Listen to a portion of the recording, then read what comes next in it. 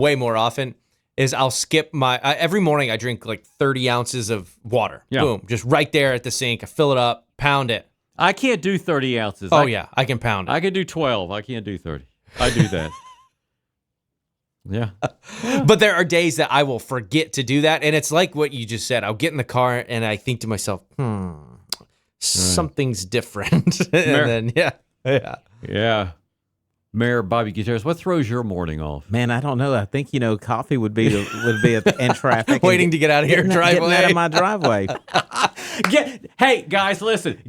He's not wrong. Getting out of his driveway because he lives over near Hensel Park. I know. That's the joke. Well, that's the joke, Scott. Yeah, okay, I didn't know if you did or not. Okay. When I'm late, I have to book a week in advance to get here. You know that.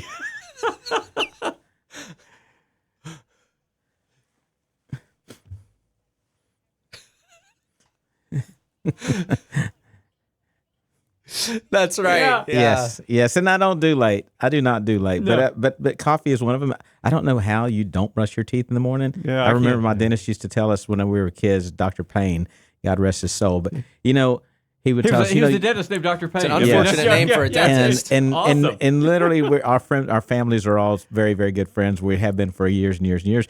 But he used to tell us, you don't have to listen to your parents. You don't have to brush your teeth. You do not have to brush your teeth. Only brush the ones you want to keep. Oh, there you go. Yeah, That gets it done. That's it. Yeah. So let's talk a little bit about the legislative session's over, and we talked to the legislators about how it went, but we probably ought to ask the city leaders, how do you think the Texas legislature Well, did I think we're still going through issues. We're still fighting issues on how do we keep our government local? How do we keep our decision-making that we need to have, that we think we do in Bryan, College Station, our area?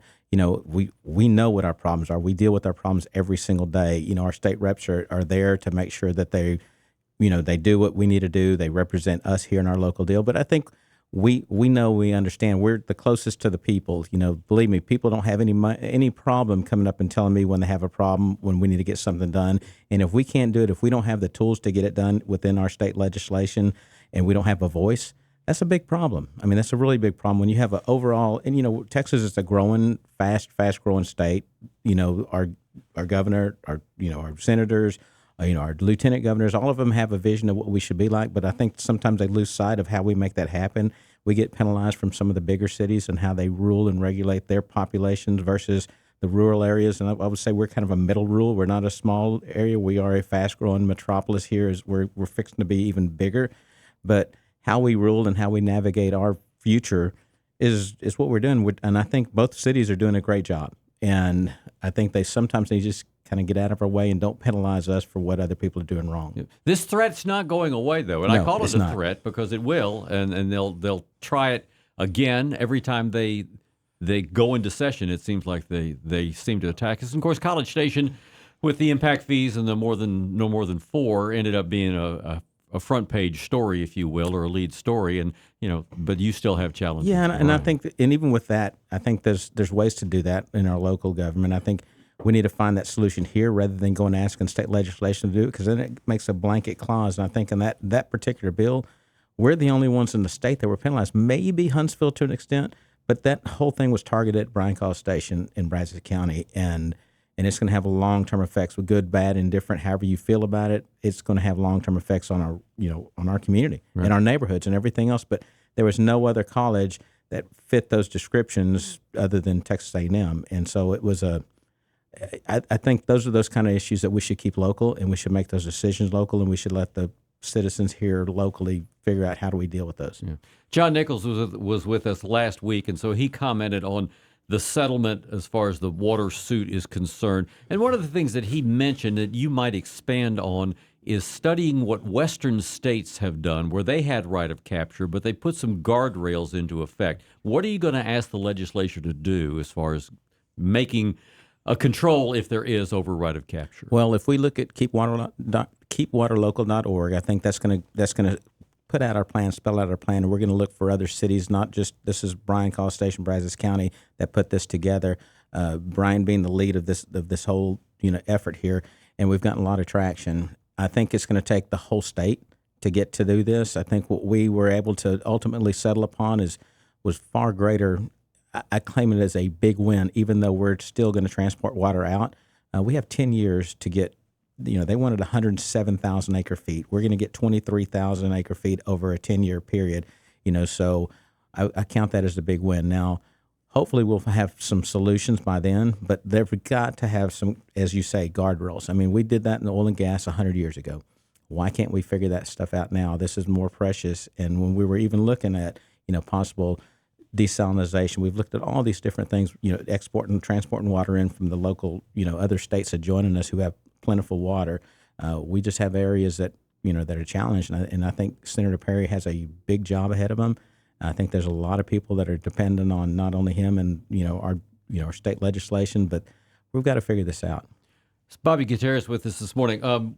We've had, since new commissioners have gone on to the county court, and they have questioned contracts, why the contracts are given to companies they are. College Station, we had a story today where a local company has lost a contract because they were more expensive than an out-of-town company, questioning that. What kind of guidelines do you have in Bryan? And I know every contract is different, but overall, what do you try to do to, whenever possible, make sure that you have local contractors doing business with the city? Well, we do the same thing. We do a point system, and points are given towards the local companies because, they employ people. It's not just a direct effect, it's indirect effect as well. They're employing people, the jobs, tax base, sales tax, property tax, employee tax, all the different things that make up a local business are here. That being said, I don't think local business should take advantage of it. Not saying that that's what happened before. Some people's costs of labor are higher than others. In our area here, we're struggled for workforce. We're struggled for people, so we might have to pay a little higher for those people to be out doing those same jobs in a bigger city. Can get those people because you have just the numbers. So, but that being said, I think competition is good. I think the more you have out there, the better. After looking at the differences between that number, listen to that literally on the way up here. Listen to that story on the way up here, and Mayor Nichols' response. I think we probably need to take a close look at ours as well and make sure that we are not giving deference to somebody who's taking advantage. And like I say, I don't think that was the case. I just think there's a lot of different issues in those things with labor and everything else that's happening out there. So, but I think we should take a close look. Bryan College Station is a gown town. We have a big school here, and we've had new leadership as John Sharp has stepped aside. We have a new chancellor. That's going to change the dynamic a little bit, but I'd like to get your observations on that switch. Well, I don't think it's going to change the dynamic. I think, we have a lot of things happening right now, as it pertains to Bryan, the city of Bryan, and Norellis campus and all the stuff that has been set in place. I think what we're looking at this thing is we get a new beginning. We get to fresh eyes looking at it. We have the new regents that are looking at this. We have President Welsh and everybody that's looking at what we're going to do, how we're going to balance that growth out there, and how do we expand them, and how do we accelerate it.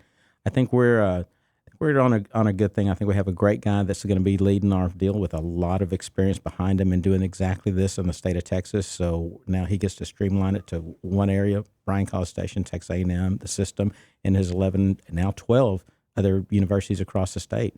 Sure. What else you have for this? Anything? Well, we have the fireworks going on this week. Oh, yeah. So that's going to be out at Rellis. We also have First Friday is not going to be First Friday. It's going to be Second Friday.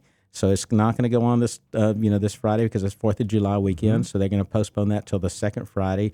And then we have Third Friday. So it goes back to what we've been saying all along. We have, it should be every Friday in downtown, every single Friday. Scott, you were a big part of the downtown rehabilitation and everything else. And I think it's happening. I think the guys that set this stuff in motion, like yourself and others who played a big, major part, we are, like I always say, we ride on the backs of giants who have been here before us, and we get to reap the rewards of those things. I want to tell you thank you for all the work you did out there, and we do appreciate that. So, and we don't forget. No, thank you. All right. Anything else then? Have a great 4th of July, and we'll see you in a couple of weeks. Just keep everybody safe and get through this thing here. This is going to be the biggest travel day today, apparently, and just, check your tires. Make sure they're all good air in them. There you go. Bobby Gutierrez, he's the mayor of Bryan.